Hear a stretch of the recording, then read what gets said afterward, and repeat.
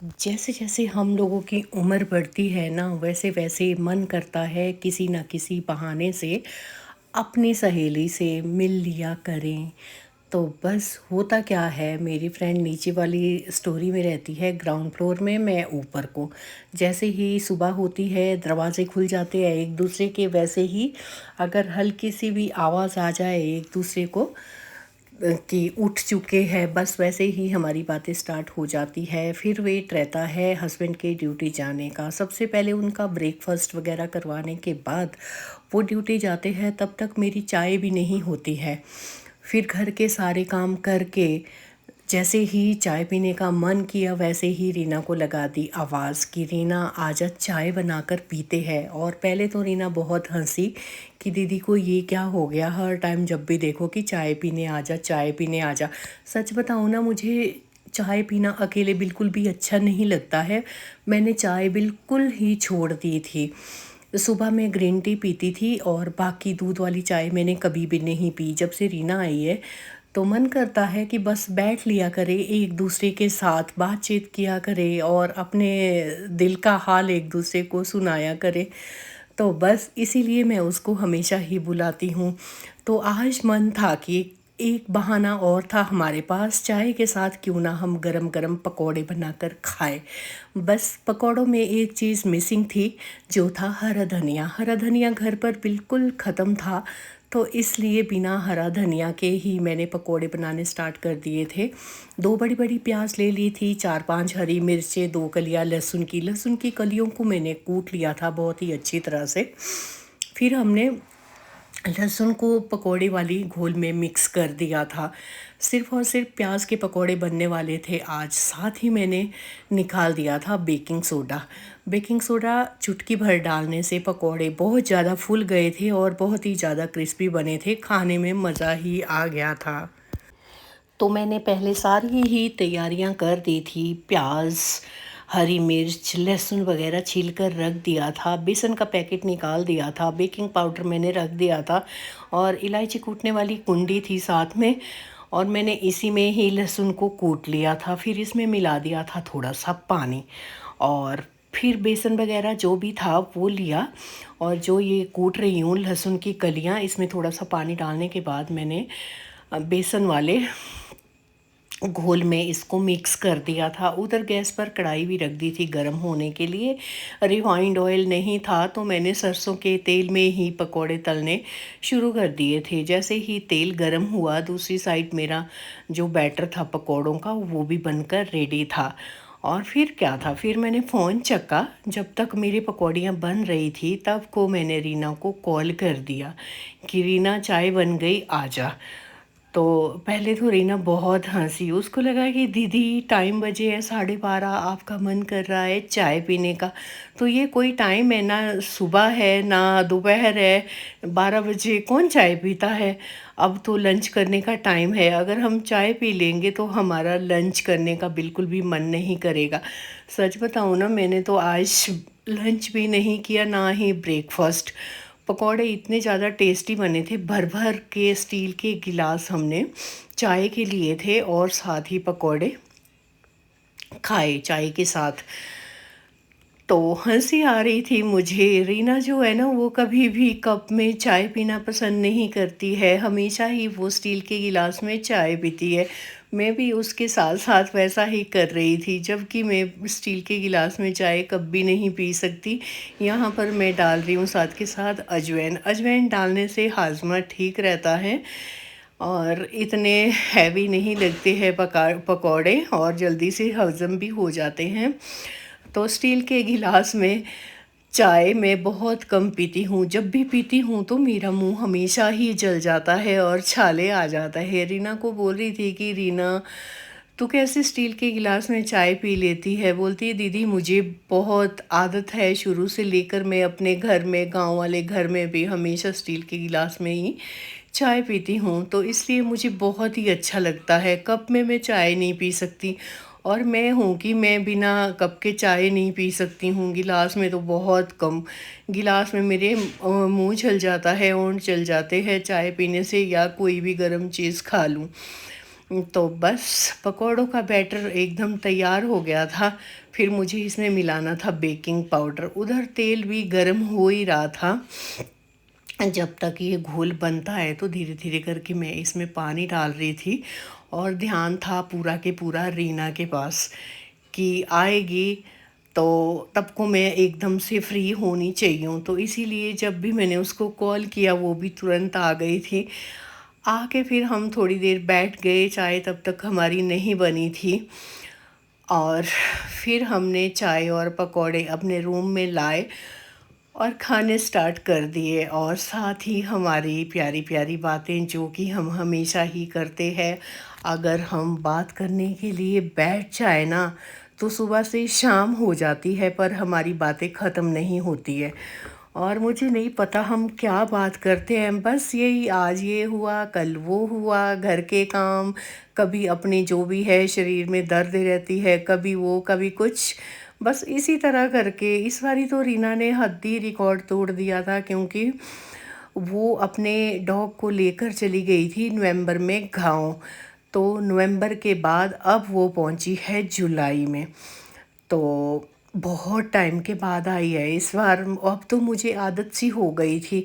पहले तो मैं उसको बहुत ज़्यादा फ़ोन कर रही थी कि आजा आजा आजा, पर वो नहीं आई। आज से कल, कल से परसों, ऐसे ही हर रोज़ बोलती थी। तो मुझे लगता था अब तो वो नहीं आएगी, तो मुझे ऐसे ही बोलती है एक दो दिन के लिए आएगी फिर चली जाएगी। यहाँ पर तेल जो है ना वो भी बहुत ज़्यादा गर्म हो गया था, धुआं उठने लग गया था। मैंने क्या किया, जो बेसन का घोल बनाया था पकोड़ों का, तो उसमें मैंने थोड़ा सा गरम गरम तेल डाल दिया था, और यहाँ कर दिए थे मैंने पकोड़े बनाने स्टार्ट। ये थोड़ा सा ज़्यादा बैटर पड़ गया था इसमें पकोड़ों का, तो ये फूल कर बहुत बड़े बड़े हो गए थे, और लग ही नहीं रहा था कि ये पकोड़े बन रहे हैं। ऐसे लग रहा था ये पाव भाजी वाला कुछ जो भी है ना पकोड़ा वही बन रहा है। तो खाने में वैसे बहुत ज़्यादा स्वादिष्ट थे। तो एक पंथ दो काज बोलते हैं ना, साथ के साथ मैं पकोड़े बना रही थी और कुछ मेरे बर्तन पड़े थे मांजने के लिए, साथ के साथ वो भी मैं धो रही थी।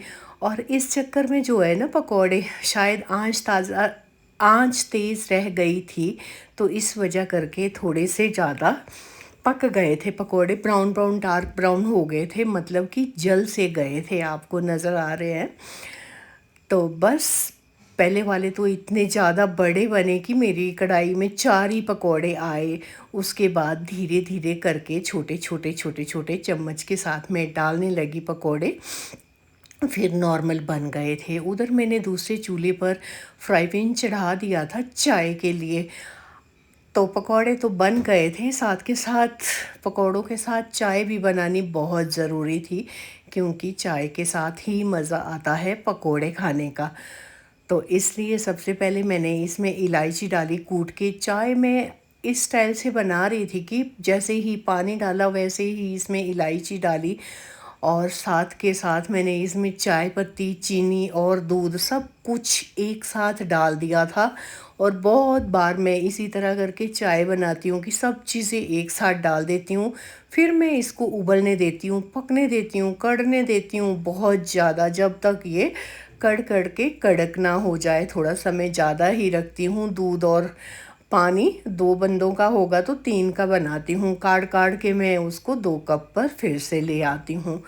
तो इधर मेरा पहले वाला लॉट पक चुका था पकोड़ों का, और फिर मैंने दूसरा डाल दिया था, वो भी पक गया है। अब बारी है तीसरे की। बस बहुत कम बैटर था, 2 के हिसाब से मैं बना रही थी। तो आप देख सकते हैं डोंगा मेरा खाली हो रहा है। मैं चम्मच की सहायता से छोटी छोटी पकौड़ियाँ डाल रही थी, जो कि फूलकर काफ़ी बड़ी हो रही थी। ये भी, ये बेकिंग सोडे का कमाल था। उससे जो है ना, इतने ज़्यादा 1 चम्मच डालेंगे आप तो बहुत बड़ा पकौड़ा बनकर बाहर आता था। तो बस इसी तरह करके मैंने सारी पकौड़ियाँ बना दी थी। होता है ना, कभी कभी आपका मन करता है, शायद मैं तो पूरे 1 साल के बाद पकोड़े खा रही हूँ। जब हम लोग गांव से आ रहे थे तो मैं अपने बेटे को बोल रही थी रास्ते में कहीं ऐसी जगह गाड़ी रोक लो जहाँ पर गरम गरम चाय और पकोड़े खाने को मिले, पर ऐसा हुआ नहीं। रास्ते में हम आए थे दूसरी साइड से, जो गिरिपुल वाला रास्ता है, छैला से कटता है अंदर को, गिरिपुल होकर होके आ जो भी रास्ता आता है, बाईपास बाईपास। तो उस रास्ते में आए, वहाँ हमें कुछ भी नहीं ऐसा मिला कंवर ढाबे के सिवाय। उस टाइम वहाँ पर भी पकोड़े नहीं बने थे, तो वहाँ हमने बिस्किट वगैरह खा लिए थे चाय के साथ। तो बड़ा मन था उस दिन से। आज तो बस अचानक से मन कर गया और हमने पकौड़ियाँ बनानी स्टार्ट कर दी। तो बोलते हैं ना, कभी भी अपनी इच्छाएं नहीं मारनी चाहिए।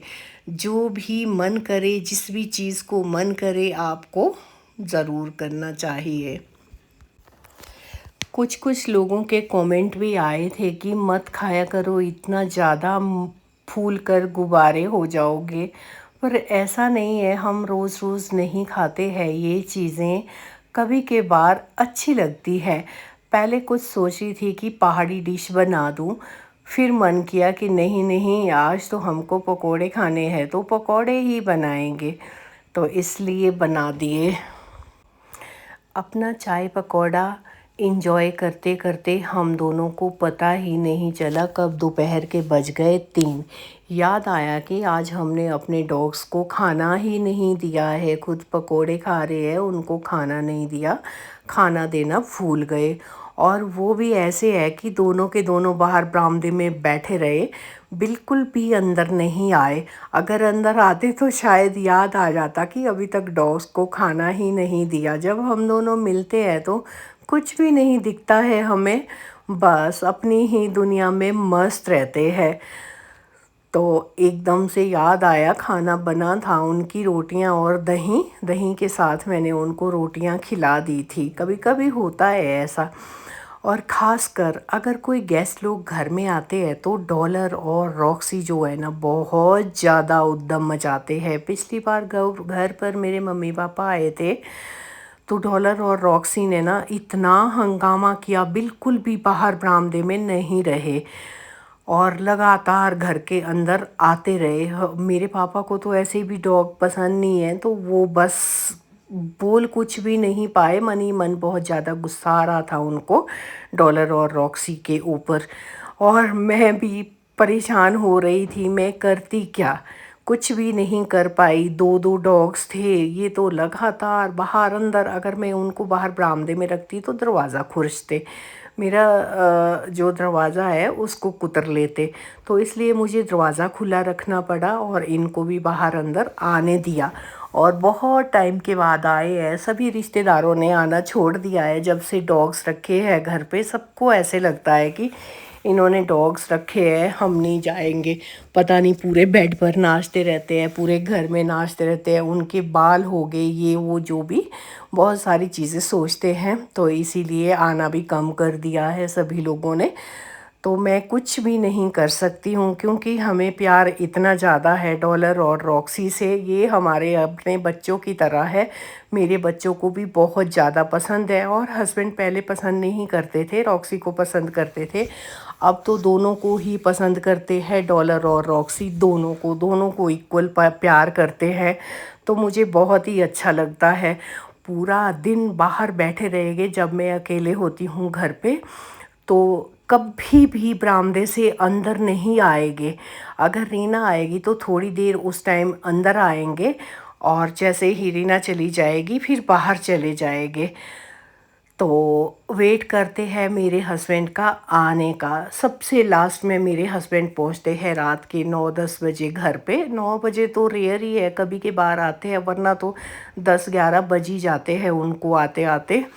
तो तब तक डॉलर और रॉक्सी उनका इंतज़ार करते रहते हैं बरामदे में बैठकर।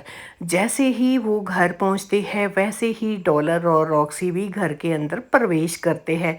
फिर थोड़ी देर मेरे हस्बैंड के साथ मस्ती करते हैं, उसके बाद खाना खाकर दोनों के दोनों सो जाते हैं। फिर उनके लिए दरवाज़ा खुला छोड़ना पड़ता है, कभी अंदर आएंगे कभी बाहर जाएंगे, यही रहता है दोनों का पूरी रात भर। अगर मैं बांध के रखूँगी दोनों को, रॉक्सी तो शांत बैठेगी, जो डॉलर है ना वो पूरी रात चिल्लाता रहेगा कि मुझे क्यों बांधा है भाई, खोल दो।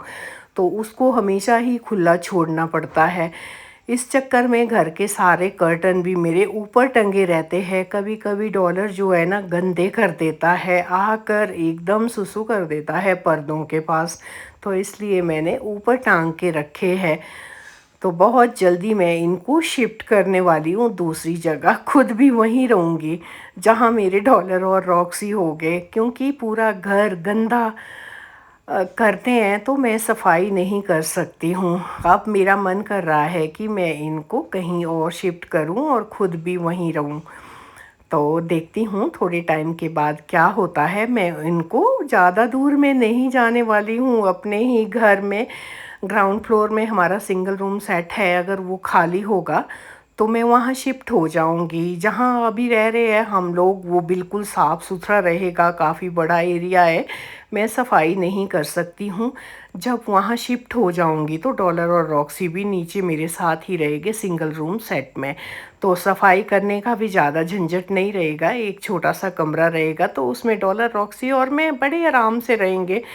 और यहाँ पर भी सफाई करने की इतनी ज़्यादा नीड नहीं होगी, तो नीचे ही सफाई होगी, नीचे ही डॉलर और रॉक्सी का खाना पीना होगा, खेल मस्ती होगी। तो बस यही था आज का ब्लॉग। मिलते हैं आप सभी से अगले ब्लॉग में, तब तक के लिए राधे राधे, शुभ रात्रि, जय श्री कृष्ण।